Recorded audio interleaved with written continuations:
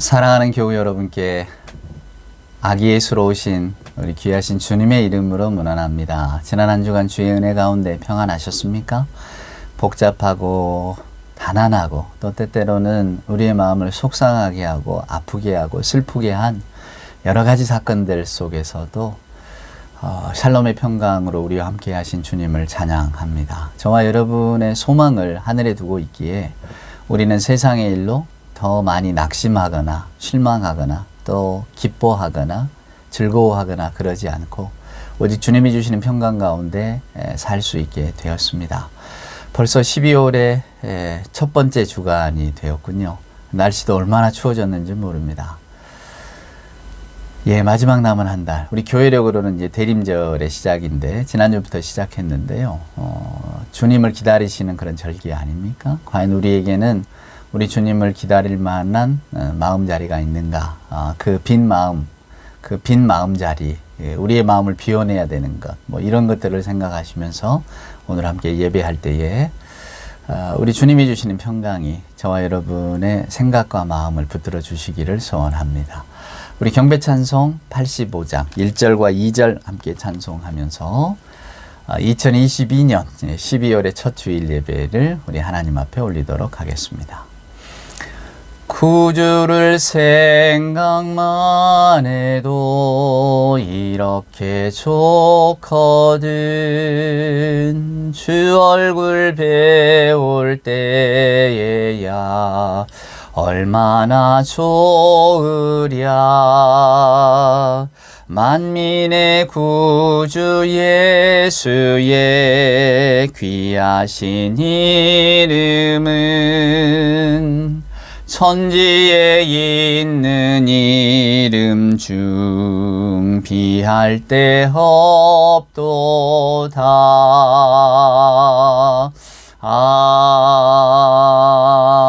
아멘. 사도신경으로 우리들의 신앙을 고백합니다. 전능하사 천지를 만드신 하나님 아버지를 내가 믿사오며 그 외아들 우리 주 예수 그리스도를 믿사오니 이는 성령으로 잉태하사 동정녀 마리아에게 나시고 본디오 빌라도에게 고난을 받으사 십자가에 못 박혀 죽으시고 장사한 지 사흘 만에 죽은 자 가운데서 다시 살아나시며 하늘에 오르사 전능하신 하나님 우편에 앉아 계시다가 저리로서 산 자와 죽은 자를 심판하러 오시리라. 성령을 믿사오며 거룩한 공예와 성도가 서로 교통하는 것과 죄를 사하여 주시는 것과 몸이 다시 사는 것과 영원히 사는 것을 믿사옵나이다. 아멘. 성시를 교독합시다. 오늘 우리가 함께 교독할 성시는 이제 대림절이 시작됐으니까 구주강림 성시를 한번 읽어보겠습니다. 교독문은 115번입니다. 찬송가 뒤편에 있는 교독문, 오늘은 115번 구주강림 첫 번째 교독문을 함께 봉독하시죠. 제가 먼저 교독하겠습니다. 성문으로 나아가라 나아가라. 백성들이 올 길을 닦으라. 큰 길을 수축하고 수축하라. 도를 제하라. 만민을 위하여 기치를 들라. 여호와께서 땅끝까지 선포하시되 너희는 딸 시온에게 이르라. 보라 내 구원이 이르렀느니라. 보라 상급이 그에게 있고 보응이 그 앞에 있느니라 하셨느니라. 사람들이 너를 일컬어 거룩한 백성이라 여호와께서 구속하신 자라 하겠고 또 너를 일컬어 찾은 바 된 자요 버림받지 아니한 성읍이라 하리라. 선지자 이사야의 책에 쓴 바 광야에서 외치는 자의 소리가 있어 이르되 너희는 주의 길을 준비하라. 그의 오실 길을 곧게 하라. 모든 골짜기가 메워지고 모든 산과 작은 산이 낮아지고 굽은 것이 곧아지고 험한 길이 평탄하여질 것이요 모든 육체가 하나님의 구원하심을 보리라 함과 같으리라. 아멘. 오늘의 성시였습니다. 예배 찬송은 여러분 528장입니다. 예수가 우리를 부르는 소리 금성 부드러워. 이 대림절기는 우리 주님께서 저와 여러분을 부르러 오신다는 절기 아닙니까? 예수가 우리를 부르는 소리. 대림절기의 의미를 생각하면서 이 찬송 함께 하십시다. 1절과 4절 찬송하겠습니다. 예수가 우리를 부르는 소리 금성 부드러워 문 앞에 나와서 사면을 보며 우리를 기다리네. 오라 오라 방황치 말고 오라. 죄 있는 자들아 이리로 오라. 주 예수 앞에 오라. 우리를 위하여 예비해 두신 영원한 집이 있어. 죄 많은 세상을 떠나게 될 때 영접해 주시겠네. 오라 오라 방황치 말고 오라. 죄 있는 자들아 이리로 오라. 주 예수 앞에 오라. 어서 주 예수 앞으로 오시기를 바랍니다. 예, 기도하시겠습니다. 사랑과 은총으로 함께 하시는 아버지 하나님 감사합니다. 세상을 이처럼 사랑하사 귀하신 독생자 아기 예수를 세상에 보내주셨습니다. 하나님이 세상에 오셨으니 세상은 아름다운 것이고 예수께서 인간으로 오셨으니 인간은 귀한 것이 되었습니다. 하오나 아버지 하나님, 이 아름답고 복된 세상에 살면서 보람을 느끼고 또 우리에게 생명을 허락하신 하나님께 감사함으로 가득 찬 마음으로 살아야 될 터인데 저희들의 마음은 그렇지 못하고 이제 12월이 되었는데도 차마 주님을 맞이할 준비가 아직 덜 된 것 같습니다. 아버지 하나님, 우리에게는 여전히 할 일이 많고 갈 곳이 많고 바쁘고 어수선한 가운데 그래도 주일임을 기억하며 이렇게 하나님 앞에 나왔습니다. 저희들의 분주한 마음, 저희들의 초조한 마음, 저희들의 불안한 마음, 저희들의 들떠있는 마음 모두 가라앉혀 주시옵소서. 조용하게 저희 마음을 살펴보고 깨끗하게 정돈하고서 세상에 아기로 오신 우리 아기 예수님을 맞이할 자리를 만들어 주시옵소서. 머리 둘 곳이 없어서 말구유 위에 누우신 우리 예수님, 오늘도 저희 마음 그 한 구석에 드실 곳이 없어 어디로 모셔야 될지 몰라 당황하는 저희들 죄송합니다. 아기 예수로 이 땅에 오신 주님을 기쁜 마음으로 맞지 못하는 저희들의 용렬함을 하나님 용서하여 주옵시고 이 시간 성탄의 의미를 되새기면서 왜 주께서 이 땅에 육신으로 오셔야만 했는가? 우리 주님이 우리의 생명을 구하시려고 당신의 생명을 내어놓으셨던 것을 기억하면서 오늘도 주님의 탄생과 또한 주님의 죽음과 주님의 부활 생명을 축복 찬양하는 저희들이 되게 하여 주시옵소서. 성탄을 준비하는 성도들 각자의 마음마다 하나님 영혼의 등불을 밝혀주시고 진실로 하나님과 함께하는 삶이 어떤 것인가를, 다시 오실 주님을 기다리는 삶이 얼마나 대단하고 위로 넘치는 삶인가를 깨닫는 예배의 한 시간이 되게 하여 주시옵소서. 다 알지 못하오나 우리 사랑하는 교우들과 또 이 땅의 현실, 우리 하나님 필요한 것으로 채워주시고 굽은 것은 바로 잡아주실 줄 믿사올 때에 우리 구주 예수님의 귀하신 이름 받들어 간절히 기도드리옵나이다. 아멘. 오늘 우리가 같이 묵상할 하나님의 말씀은 로마서 13장에 있는 말씀을 한번 보도록 하겠습니다. 로마서 13장 11절로 14절에 있는 말씀입니다. 제가 봉독하겠습니다. 또한 너희가 이 시기를 알거니와 자다가 깰 때가 벌써 되었으니 이는 이제 우리의 구원이 처음 믿을 때보다 가까웠음이라. 밤이 깊고 낮이 가까웠으니 그러므로 우리가 어둠의 일을 벗고 빛의 갑옷을 입자. 낮에와 같이 단정히 행하고 방탕하거나 술 취하지 말며 음란하거나 호색하지 말며 다투거나 시기하지 말고 오직 주 예수 그리스도로 옷 입고 정욕을 위하여 육신의 일을 도모하지 말라. 아멘. 예. 너희가 이 시기를 알거니와 자다가 깰 때가 벌써 되었나니. 여러분, 교회력으로는 지금이 대림절입니다. 이제 성탄절 앞선 4주간을 우리가 대림절로 지키는데, 대림절 혹은 강림절이라고 하기도 하죠. 이 대림절기의 의미는 3가지입니다. 여러분, 첫째는 2000년 전에 아기의 몸으로 우리에게 오신 예수님, 그 예수님을 기억하는 거고요. 두 번째는 예수님의 약속을 기억하는 겁니다. 내가 여러분께 이렇게 찾아왔던 것처럼 나는 다시 올 겁니다. 이게 우리 주님의 약속이었잖아요. 그래서 그 주님의 약속을 또한 기억하는 겁니다. 2가지죠. 그럼 3번째는 뭐냐? 3번째는 지금 이 순간 주 예수 그리스도께서 우리와 함께 하신다. 임마누엘이라고 하죠.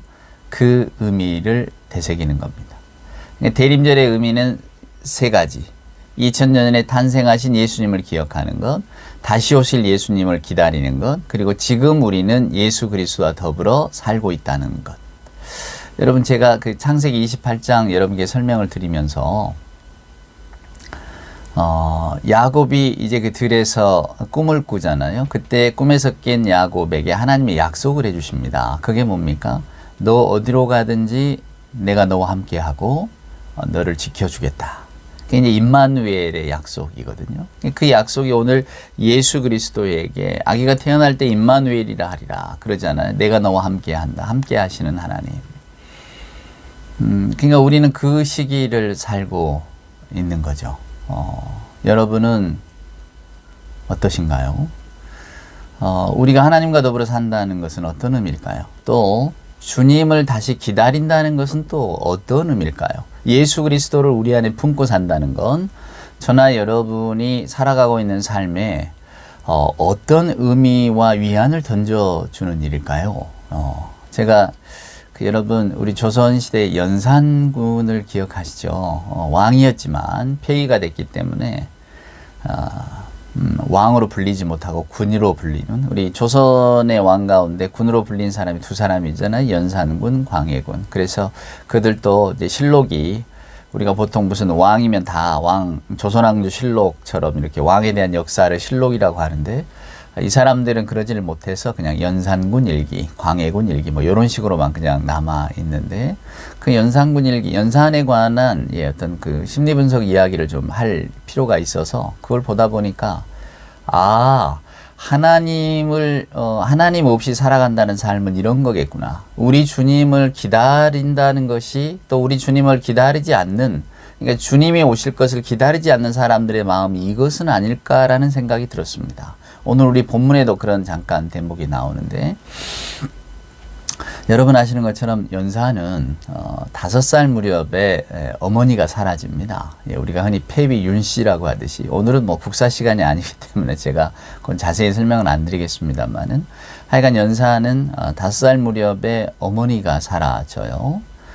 그래서 이제 뭐 새어머니라고 할까요? 뭐 작은 어머니라고 할까요? 하여간 정현왕후라고 하는, 왕후라고 하는 이에게 이제 어머니라고 부르면서 자라게 되는데, 19살에 여러분 왕이 오릅니다. 연산군이 우리나라를 통치한 지 한 11년쯤 됩니다.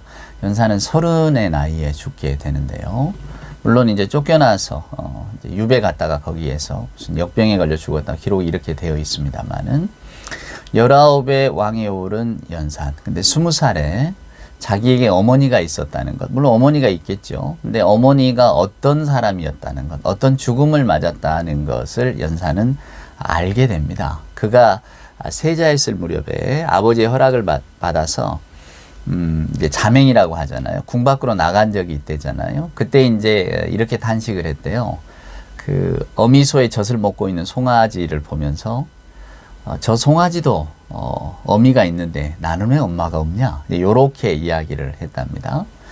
그 연산이 뭐 우리가 흥청망청이라는 이야기에서 알지만은 뭐 정말로 그 피와 죽음의 정치를 했지 않습니까? 방탕하고 또 신하들 많이 죽이고 사화도 일으키고 갑자사화라고 하는 사화도 일으키고. 근데 그 연산에게 그러한 일들을 촉발시킨 여인이 둘인데 하나는 돌아간 어머니고 또 하나는 여러분 아시는 장녹수라고 하는 희대의 요부 아닙니까? 장희빈하고 헷갈리지 마세요. 장희빈은 숙종 때 여자고 이 장녹수는 연산군을 파멸로 끌고 간 이 장녹수가 연산군보다 나이가 한 10살이 많았습니다. 근데 10살이 많은 이 사람이 이제 그 엄마 없는 연산에게 마치 엄마처럼 대하고 그리고 연산이 어떤 그 뭐랄까요? 시기심, 질투심을 자극을 해서 여러분 이 시기라고 하는 것이 내게 없는 것 또 뭐 이렇게 내가 가지지 못한 것 이런 것들에 대한 분노가 어떤 특정 대상에게로 가는 겁니다. 질투하고는 조금 달라요. 근데 어찌됐건 여기 우리 성경에도 시기를 멈추라 하는 거 보니까 그러니까 시기는 결국 내가 아끼는 대상 여러분 시기심은 내가 전혀 모르는 대상에게 가지 않아요. 내가 아끼는 대상 나하고 관계 있는 대상을 파괴하는 겁니다. 그게 이제 우리 마음속에는 시기심의 어떤 그 발로인데 근데 연산은 자기 어머니가 없었잖아요. 그리고 어머니 없이 자란 그런 시절을 보냈기 때문에 그 연산에 관해서 평을 해놓은 걸 보면 시기심이 많았다. 그래서 자기 성정을 좀 다스리지 못했다. 이런 글이 나옵니다. 그러니까 뭐 학문에도 어두웠고 뭐 나중에 결국 쫓겨난 왕이기 때문에 좋은 평가가 있겠습니까만은 시기심이 많았다. 그래서 자기 성정을 잘 다스리지 못했다. 이런 이야기를 합니다. 근데 결국 연산이 피와 죽음의 정치를 벌리는데요. 이것은 뭐 어려서 어머니가 없는 어머니를 잃어버린 그래서 이제 그 과거로 심리적으로는 퇴행한다고 그러거든요. 어머니 없이 자란 아이가 다시 어머니를 그리워하는 그 마음. 근데 어머니가 없이 자랐기 때문에 내가 가지고 있는 결핍이 있단 말입니다. 근데 그런 결핍들이 이제 그 뭐랄까요? 이렇게 잔혹함으로 드러나는 거죠. 그래서 그냥 사람을 무시로 죽이고 뭔가 자기 목적에 맞지 않으면 정말로 불같이 화를 내는. 실제로 연산은 여자들에게 잘해줬다 그래요. 이게 연산군 일기에 나오는 이야기입니다. 잘해줬는데 자기의 명을 거역하는 여인이 있으면 가만두지 않았답니다. 이 분노가 있는 거죠. 오늘 제가 여러분에게 왜 이 말씀을 드리냐면 문득 제가 그 생각이 들었어요. 이 연산에 관한 이야기를 뭐 어찌됐건 다른 공부 때문에 준비를 하면서 저나 여러분이 이렇게 다 놀고 있어요, 여러분. 우리가 어린아이라고 생각해 봅시다. 다 놀고 있단 말이에요. 근데 해가 이제 뉘엿뉘엿집니다. 여기저기서 밥 짓는 연기가 올라가고 이제 이름을 부르기 시작하는 겁니다. 누구야? 밥 먹자. 이제 엄마가 나오거나 삼촌이 나오거나 아빠가 나오거나 그래서 다 손을 잡고 하나 둘씩 놀던 놀이터에서 떠나갑니다. 다 떠나가요. 근데 나는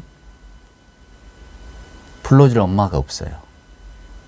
내 손을 잡고 집으로 가자 할 삼촌이 없단 말입니다. 아빠도 없고 아무도 없어요.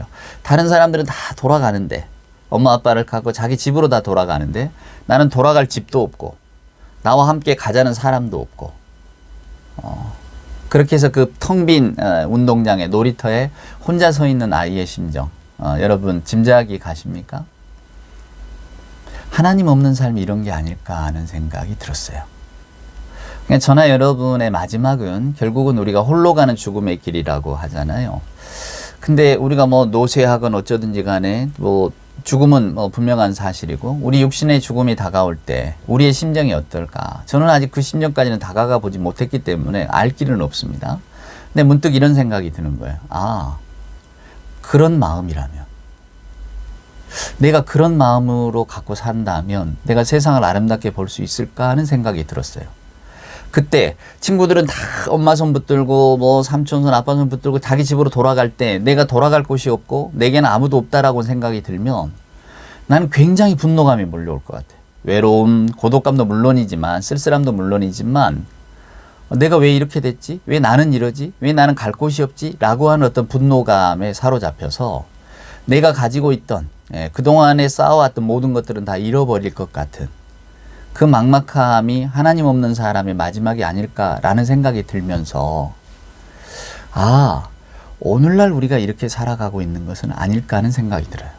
오늘날의 사회는 여러 사회학자들이 뭐 피로사회, 일, 뭐 너무 그냥 뭐 일에 쫓기고 돈에 쫓기고 그러다 보니까 여가가 없는 사회라고 하잖아요. 피로사회다. 또 불안사회라고 말하는 분도 있습니다. 예, 심리학 쪽에 관심 있는 분들은 사람들의 마음이 다 불안하다. 그래서 어쩔 줄을 모른다. 성마르고 아마 여러분도 느끼실 겁니다. 전보다 더 조급하고 또 요즘 뭐 우리 사회는 또 혐오 조장, 갈등이 심하잖아요. OECD 국가 가운데 갈등이 우리가 1위래잖아요. 남녀 간의 갈등, 노소 간의 갈등, 빈부 갈등, 학력 갈등 뭐 이런 갈등이 그냥 터질 것 같은 그런 사회다 그 말입니다. 그러니까 서로 상대방을 미워하고 혹은 끌어내리고 공격하고 뭐 우리 정치도 그렇고 지금 요즘 전부 다 그렇잖아요.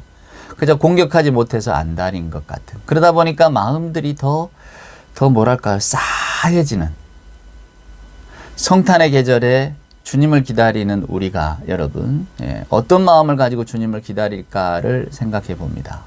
저는 오늘 여러분들에게 우리에게는 해질 무렵에 아무도 이렇게 불러갈 사람이 없는 그런 쓸쓸함이 아니라 우리는 우리 주님이 함께 하시고 임마누엘 주님, 임마누엘 하나님이 함께 하시고 또 나중에 나를 이렇게 데리고 가고 나를 맞아주실 주님이 있다는 게 우리 기독교 신앙의 핵심 아닙니까? 그러니까 모든 종교가 죽음을 어떻게 이겨내느냐, 죽음과의 문제를 어떻게 풀어내느냐가 가장 큰 숙제라면 우리 예수 믿는 분들, 또 기독교 신앙, 우리 성경은 저와 여러분에게 분명하게 가르쳐주고 있습니다. 죽음의 이후의 세계가 어떨 건가 이걸 분명하게 가르쳐 주는 게 아니고요. 죽음의 그 자리에, 죽음으로 끝이 아니고 죽음의 그 자리, 분명히 우리 구주 예수가 우리 안내자가 되시고 인도자가 되시고 우리와 더불어 함께하는 분이시다. 그래서 우리에게는 이미 죽음이라고 하는 것 자체가 우리 크리스찬들에게는 없어지는 것이다. 성경은 죽음이 생명을 삼켰다고 이야기하지 않는다고. 여러분 우리의 일상의 삶은 죽음이 생명을 삼키는 거잖아요. 저나 여러분의 현실이 얼마나 생생합니까? 손에 너무 잡을 것 같죠.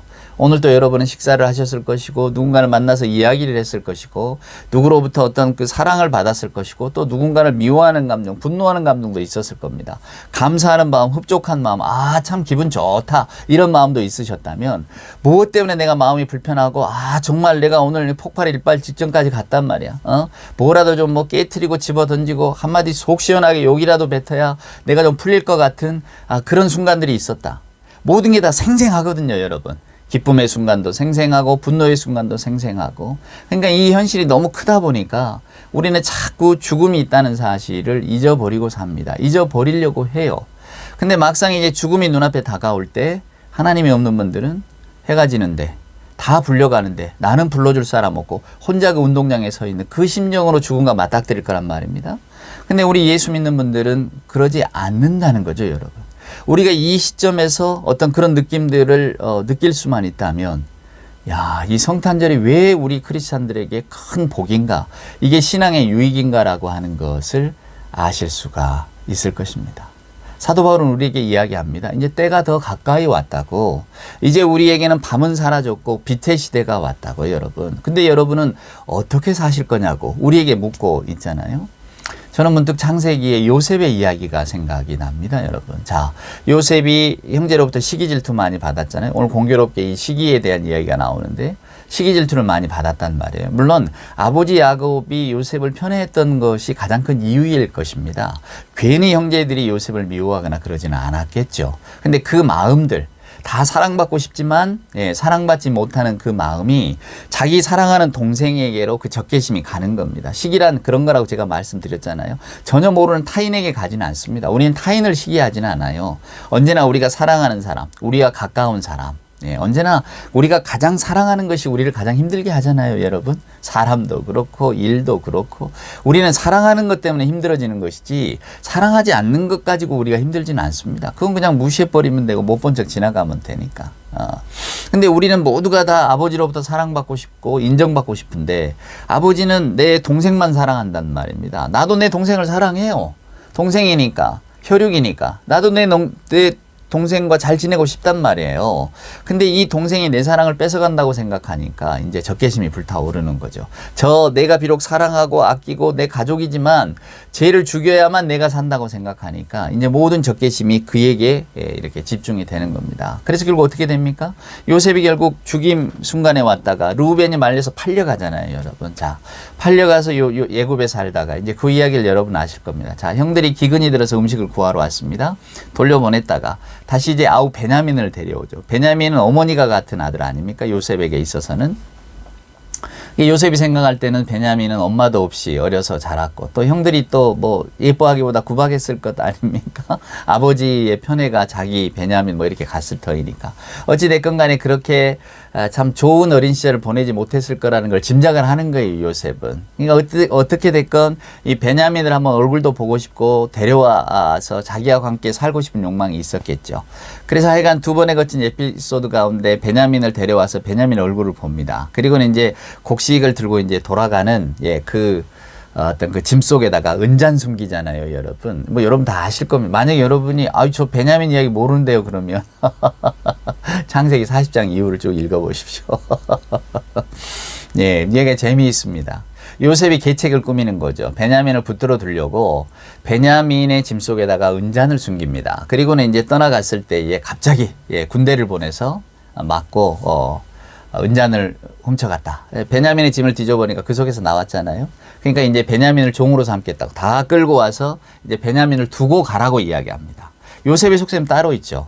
베냐민은 어머니가 같은 아들 아닙니까? 그러니까 또 갔다가는 뭐 이렇게 구박받고 사느니 나와 더불어 즐겁고 감사하게 살자. 데려왔단 말이에요. 그리고 베냐민을 붙들려고 계책을 꾸며서 붙들었습니다.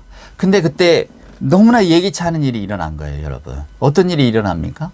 갑자기 그 형제 중에 하나인 유다가 나서서 이렇게 말을 하는 겁니다.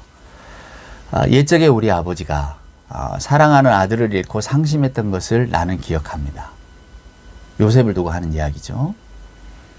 이제까지는 해본 적이 없잖아요. 근데 그 요셉 이야기를 이제 꺼내는 겁니다. 그런데 우리 아버지는 우리들보다도 베냐민을 더 사랑합니다. 근데 요번에 또 저희가 베냐민이 종으로 여기 남게 되고 우리만 돌아가면 그 아버지의 슬픔을 우리는 볼 수가 없습니다. 나는 못 보겠습니다. 그러니 베냐민을 돌려보내시고 나를 종삼아 붙들어 놓으십시오. 이렇게 이야기하는 거예요. 유다의 마음 가운데 진정 어린 회개가 일어난 거죠. 동생의 일들을 입 밖으로 내지 않았을 뿐이지 형들은 다 후회하고 있구나. 더군다나 상심하는 아버지를 보니까 가슴이 더 메어지고 더 찢어질 것 같았겠죠. 근데 그걸 어떻게 차마 입으로 말합니까? 그러니까 숨겨두었던 가족의 비밀이었던 겁니다. 근데 오늘 베냐민이 또 붙들린다고 생각하니까 갑자기 이제 그런 마음들이 터져 나오는 거예요. 우리 아버지가 상심하는 것을 나는 더 볼 수 없습니다. 그러니 나를 종 삼으시고, 그때 이제 베냐민이 애굽에 붙들렸다는 것은 도둑무명이잖아요. 그럼 종으로 간단 말이에요. 베냐민을 돌려보내주세요. 내 동생을. 우리 아버지의 상심을 나는 더 못 볼 것 같습니다. 그리고는 베냐민 대신에 내가 남겠다고. 그때 여러분 요셉의 마음의 변화가 찾아듭니다. 여러분도 아시잖아요. 요셉이 맨 처음에 형들을 만났을 때 아주 너무 크게 울었다고. 어떤 분은 그게 너무 그리워서 터지는 울음이다 이렇게도 여기 해석을 하시지만 제가 보기에는 그게 아주 복잡 미묘한 두 가지 마음이었을 거라고 생각합니다. 오랜만에 형들을 보니 혈육의 정이 살아나고 자기도 그래 맞아 나도 저 가족의 일원이었지 생각날 거 아닙니까? 어린 시절도 생각이 나고 아버지도 보고 싶고 그런 그리움들이 다 있었겠죠. 근데 또 한편의 마음으로는 근데 그 행복했던 어린 시절을 송두리째 뺏어가 버린 게 바로 제 형들 아닙니까? 자기 삶을 파괴했단 말이에요. 그리고 장인을 족으로 팔아버렸단 말이에요. 심지어는 팔기 전에는 죽이겠다고 위협까지 했죠. 그런 형들을 이렇게 바라보는 심정이 여러분 편치 않았겠죠. 그러니까 복수하고자 하는 마음, 또 그러나 혈육의 정이었던 그리운 마음, 옛 추억들 이런 게 이렇게 막 부딪히니까 자기도 감당을 못하기 때문에 울었대잖아요. 오죽하면 그 울음소리가 밖으로까지 나갔대잖아요. 그러니까 얼마나 한이 맺혔을까, 또 얼마나 서러웠을까, 또 얼마나 그 시절로 돌아가고 싶었을까. 하여간 뭐 여러 복잡 미묘한 감정들이 그냥 통곡으로 터져 나오는 겁니다. 그 울음이었죠. 그 울음이 이 요셉의 마음을 돌리는데 제 첫 번째 신호탄이었다면 두 번째는 이 유다의 회개입니다. 유다가 마음을 돌이켜버렸어요. 아, 내가 그런 잘못을 했노라고. 우리가 그런 잘못을 했다고. 아버지가 너무 상심했다고. 근데 또 이번에 그런 사건이 일어나면 정말 우리 아버지는 못 사실 것 같다고. 그런데 그러니 내가 그 아버지를 볼 수 없으니 내가 차라리 종이 되겠다고. 동생은 돌려보내달라고. 형제간의 극적인 화해가 거기서 일어나잖아요. 요셉이 이제 다 자기를 밝혀버린다 그 말이에요. 자기도 마음을 주체할 수가 없으니까. 물론 하나님의 역사죠. 근데 그런 변화가 여러분 어떻게 오나요, 여러분? 만약에 요셉도 여전히 복수의 마음을 갖고 있었다. 요셉도 여전한 마음을 가지고 있었다라고 한다면 모르겠어요. 그의 인생의 끝은 어떻게 되었을까? 그런데 주의 성령께서 그들의 마음을 어루만지실 때에 그들이 변화를 일으키잖아요. 그 변화는 또한 여러 가지, 형제간의 화해로 나타나고 결국은 또 아버지가 다시 내려와서 요셉이 그때 성경을 읽어보면 깨달았다 그래요. 아, 하나님이 나를 이리 보내신 이유가 있구나 말이야. 그래서 형제들에게 이야기합니다. 너무 두려워하지 말라고. 형님들은 나를 팔아버려서 나를 죽이려고 해서 지금 두려워하지만 아니라고. 내가 생각해 보니 하나님의 깊은 뜻이 여기에 있다고. 이렇게 기근을 당해서 우리가 밖에 있었다면 다 죽었겠지만 결국은 내 가족, 내 형제, 내 아버지를 살리려고 내가 미리 여기서 준비했던 거라고. 야, 이게 하나님의 계획인 줄 내가 이제야 알았노라고. 이제 이런 고백들을 하고 있지 않습니까? 사랑하는 여러분, 사도 바울은 우리가 이제는 때가 왔다고, 때가 가까이 왔다고, 이제는 낮의 시대가 아니라, 밤의 시대가 아니라 낮의 시대라고. 그래서 우리의 생각과 마음을 돌이켜야 된다고. 그러면서 오늘 남아있는 이제 권면의 말씀을 저나 여러분에게 던져주고 있습니다. 자, 대림절을 맞는 우리들의 마음가짐이 어찌해야 될까요? 아까 제가 세 가지 의미는 말씀을 드렸으니까. 그러나 저는 우리들의 마음은 이런 쪽으로 나아가야 된다고 생각합니다. 첫째는 물론 하나님께 대한 감사의 마음이죠. 첫째는 나를 해질녘에 아무도 불러가지 않는 그 텅 빈 운동장에 혼자 남겨놓지 않아서 감사합니다. 아까 제가 연산의 이야기를 했습니다마는 나의 어린 시절이 그랬다면 어땠을까 이런 생각이 들어요. 혹시 우리 교우들 가운데는 그런 어린 시절을 보내신 분도 있을 겁니다. 근데 여러분은 포악해지지 않았고, 여러분은 그냥 피와 죽음으로 세상과 사람에게 복수하지 않았고, 그 마음들을 달래면서 오늘 이 자리까지 오신 거 아닙니까? 참 대단하십니다. 대단한 용기고, 대단한 절제고, 그리고 대단한 어떤 신앙 안에서 살았다고 저는 말씀드리고 싶어요. 저나 여러분이 내가 왜 남이 가진 것을 나는 갖지 못했나? 왜 나는 어린 시절에 내 모든 것들을 다 박탈당해야 됐나? 왜 나는 어머니가 없이 자라야 됐나? 나는 왜 어머니에게 어리광 하나 부리지 못하고 나는 자랐나? 그 연산군 일기에 보면 그런 예도 나와요. 아까 정현황후가 키웠다고 그랬잖아요. 거기는 진성대군이라는 아들도 있었습니다. 자기 친아들이 있는 거죠. 어느 날 연산과 이 진성대군이 밖에서 놀다가 서로 이렇게 장난하다가 다쳤나 보죠. 그랬더니 그 어머니가, 실은 이 어머니가 잘 대해줬다 그래요. 마음씨도 차분하고 따뜻하고 선한 엄마였다고 합니다. 그런데도 막상 다치니까 연산에게 달려가기보다 자기 친아들에게 달려갔대잖아요. 그때 그 연산이 느꼈을 마음, 에피소드지만 우리는 그런 것들을 바라봅니다. 세상에 복수하고 싶고, 세상에 나 혼자 같고, 세상의 원망과 세상에 대한 불신이 가득할 때 우리들의 마음자리를 어떻게 흘러갈까? 아까 제가 지금 우리가 살고 있는 사회가 불안 사회요, 피로 사회라고 말했잖아요. 혐오 사회이기도 합니다. 왜 우리는 그렇게 됐을까? 마치 우리가 어머니 없이 자란 사람처럼 어머니의 사랑을 강탈당하고 어떤 그런 결핍 때문에 어머니의 사랑을 갈구했지만 나는 그런 사랑이 없었어 라고 하는 그 결핍 때문에 마치 세상에 복수하고자 하는 마음으로 살아가는 그런 강팍한 마음, 그것이 오늘날의 사회를 만들어낸 건 아닐까요? 경쟁해야 되고 이겨야 되고 나만 잘 돼야 되고 남의 아픔 슬픔에는 별로 관심이 없고 오직 내 일에만 관심을 두고 살아가는 우리들, 우리의 이 성마름은 어디에서 비롯됐을까를 생각해 봅니다. 문득 저나 여러분이 항상 죽음의 순간에 그 외로운, 다 불려가는데 나 혼자 운동장에 서 있을 것 같은 그런 마음 때문에 그런 불안이 결국 오늘날의 우리를 만들어낸 것은 아닐까? 그렇다면 여러분, 이 성탄절에 주님이 다시 오십니다. 그건 뭡니까? 우리에게 구세주가 있다는 거 아닙니까?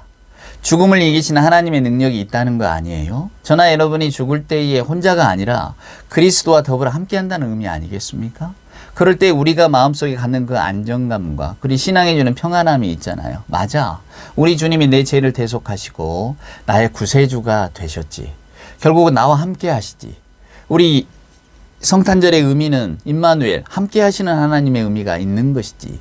옛적에 예수님이 오셨던 것처럼 다시 오실 거라는 그 약속의 희망을 가지고 오늘날 우리와 함께 임마누엘과 함께 하시는 주님을 믿으면서 내가 살아가는 것이지. 이것이 바로 성탄의 절기가 우리에게 주는 의미가 아니겠습니까? 캐롤이 없어도, 여러분 성탄 추리가 없어도, 성탄 분위기가 뭐 나지 않는다고 사람들은 투덜대도 오늘 저와 여러분에게 얼마나 우리 주님이 다시 오신다는 약속이 우리에게 위안을 주고 저나 여러분의 마음에 평강을 찾아줍니까? 저는 오늘 이 설교를 준비하면서 문득문득 새벽녘에 정말 소스라쳐 놀라서 깨어난 적이 한두 번이 아닙니다. 그 생각을 하니까 새벽에 잠이 다 달아나는 거예요. 아, 다 불려가는데 나 혼자만 운동장에 남아있구나. 저는 그런 기억이 없습니다. 그렇지만 그런 심정으로 우두커니 서 있다고 생각하니까 이게 막 가슴이 미칠 것 같은 거예요. 터질 것 같아요. 견디기가 힘들 것 같아요. 그런 순간이 찾아올 때 나는 어떻게 견디지? 라는 생각이 미치는 순간 잠에서도 깨어나고 쉽게 잠들지도 못하지만 한편으론 아니지. 예수 없는 분들은 그럴지 몰라도 우리에겐 예수가 계시잖아. 예수가 우리를 부르는 소리. 우리가 오늘 찬송도 했잖아요. 얼마나 다정합니까? 얼마나 기쁩니까? 예수님이 우리를 불러주시잖아요. 같이 가자. 누구야 가자. 내가 너와 함께 했다. 그러나 이제는 우리가 영원한 하나님의 생명의 세계로 가자꾸나. 이렇게 불러주실 터인데 우리가 얼마나 든든합니까 여러분? 자, 그 든든함을 가지고 이제 우리의 삶을 돌아봅니다. 불안하십니까? 불안할 거 없습니다. 염려하십니까? 염려할 거 없습니까? 나 혼자 되면 어때요? 어떡합니까? 무서우시나요? 무서우실 거 없습니다. 우리 주님이 함께 하신다고 성경이 약속하잖아요. 제 약속은 여러분 믿으실 거 하나도 없습니다. 인간이 하는 약속을 어떻게 믿습니까? 하지만 하나님이 성경을 통해서 우리에게 약속해 주신 다시 오실 주님, 그리고 저와 여러분을 그냥 놔두지 않는다고 약속해 주신 그 약속의 말씀, 임마누엘 하나님이 오늘 우리와 함께 하신다. 성탄의 의미를 생각한다면 오늘 우리 주님이 오신다는 그 사실만으로도, 우리 주님이 나와 함께 하신다는 그 사실만으로도 저와 여러분이 세상과 사람을 대하는 태도나 마음가짐이 많이 달라질 것 같지 않으십니까? 요셉의 마음처럼 되지 않을까요? 형님의 회개를 보는 순간에 모든 미움이 다 눈 녹듯 사라지고 이제는 한 가족의 일원으로 나도 더불고 살고 싶다는 그런 마음들이, 베품과 나눔의 마음들이 그때 막 이렇게 올라오는 것 아니겠습니까? 여러분, 그래서 성경은 그런 이야기를 우리에게 들려주고 있고요. 사도 바울은 오늘 11절에서 10절에서 분명히 말합니다. 너희가 이 시기를 알거니와 자다가 깰 때가 벌써 되었으니. 마지막 14절에는 오직 주 예수 그리스도로 옷 입고 정욕을 위하여 육신의 일을 도모하지 말라. 우리에게 닥쳐오는 세상의 일이 너무 생생하기 때문에 저나 여러분은 너무 크게 느껴집니다. 늘 말씀드리지만 그 일 가운데서 재미를 찾는 것이 우리 인생입니다. 우리는 늘 재미를 쫓아가지만 지난 주간에 말씀드렸던 것처럼 기쁨은 하나님께로부터 옵니다. 여러분, 재미를 아무리 쫓아다니고 여러분, 아이들과 더불어 노는 운동장에 숨바꼭질을 하든 자치기를 하든 뭐 비석치기를 하든 술래잡기를 하든 신나게 놀았다고 칩시다. 여러분, 얼마나 재미있어요. 근데 해가 뉘엿뉘엿져서 불러갈 때에 다 불려가는데 나 혼자만 이렇게 남아있다고 생각해 보세요. 그러면 그 재미있던 놀이도 그 재미도 다 사라지고 온통 내 마음의 고독감과 쓸쓸함과 원망과 분노와 무서움이 자리 잡지 않겠습니까? 성경은 우리에게 기쁨 있는 삶을 살라고 말합니다. 우리가 재미를 쫓는 일, 세상에 있는 동안에 놓아버릴 수는 없겠지만 그러나 그 재미의 끝이 어디일까를 항상 생각하시고 그럼에도 불구하고 재미를 추구하는 우리들에게 우리 주 예수 그리스도가 계셔서 영원한 기쁨을 주시는구나. 사랑하는 여러분, 해지는 운동장에 나 혼자 남아있지 않도록 놔두지 않으시는구나. 이 믿음이 얼마나 우리를 든든하게 하는지를 오늘 이 성탄의 계절에 다시 한번 되새기시고 내가 하나님의 자녀가 됐다는 이 놀라운 사실을 감사하시면서 더더욱 여러분의 삶을 풍요로움과 감사함과 무엇보다 든든함과 우리 주님이 함께 하시잖아요. 든든함과 그리고 그로 인한 평안함으로 가득 채워가시기를 오늘 성경 말씀처럼 육신의 일을 도모하는 것보다 우리 주 예수 그리스도와 함께하는 삶이 어떤 것인가를 그 큰 기쁨을 깨닫는 여러분이 되시기를 우리 주님의 귀하신 이름으로 축원을 드립니다. 기도하시겠습니다.